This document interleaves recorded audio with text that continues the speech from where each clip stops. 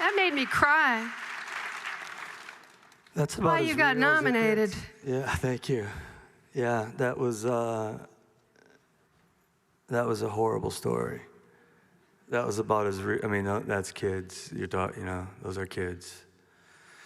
And what happened to them was horrible, and we were right in the middle of that story, and right in the middle of their lives. And the truth is, it could have been us. It could have been anyone. So was that character, just holding all of that emotion in him for too long, and then it exploded? Yeah, he's a journalist, and so, the rule of journalism is not to get emotionally involved. And this guy was a consummate journalist, but what he was experiencing was so big, and what they were all experiencing was so big, and what they were uncovering was so big, and it covered centuries, and it was the Vatican. It was one of the great superpowers of the world, and it had been covered up for so long that they were in a pressure cooker, and they're up against time. And that scene is that sort of exploding. They were so desperate for justice, and it was just always out of reach. And that scene is Mike Resendiz. I mean, that scene happened. So were you working with a lot of transcripts? I mean, how did you know? The writer was Tom McCarthy. Yeah, Tom McCarthy and Josh Singer, who's up for an Academy Award for Maestro. Yep. They just put so much time into that. They knew they had to get it right. They had all of the transcripts. They had all of the recordings. They poured through it, countless hundreds of hours, because they knew how big a story it was, how important it was for the movie to get that right, because if they can find one mistake in a movie like this, they will take the whole credibility of the movie down based on that. And so it had to be as airtight as that story was, and it was. Bravo. And it changed the world. That movie changed the world. That movie created laws. It forced the Pope. It forced the Vatican.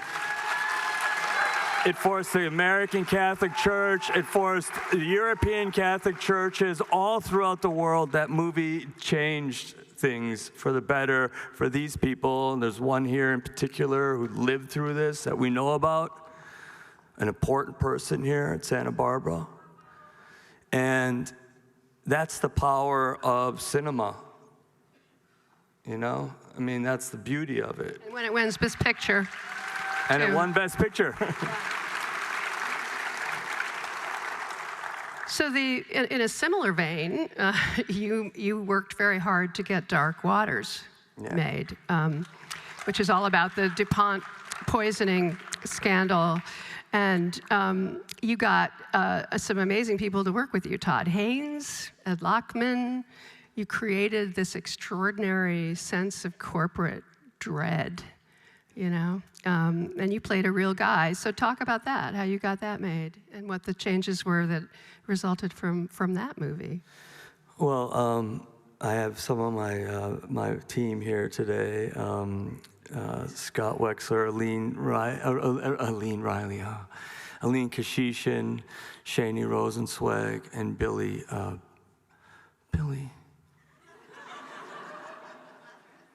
I just had one of those moments. Lazarus.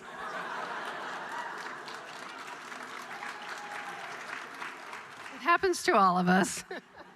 Anyway, they were all almost at the same time. This article came out. I'm so sorry, Billy. At the same time, this article came out in the New York Times Magazine by Frank Rich, his son. Nathaniel Rich. And it was the story of Rob Bilott, and it was the title of it was DuPont's Worst Nightmare, and it was a story of the lawyer Rob Bilott, who had for decades been uncovering the nightmare poisoning of the world with forever chemicals, and no one would listen to him. And it's the most beautiful, harrowing journey of this guy who had everything against him. He was working for a corporate law firm that would protect people like DuPont.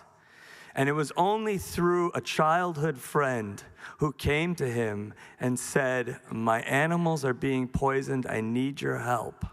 That call from the most innocent time of his life made him turn against the very people who he had spent his life defending.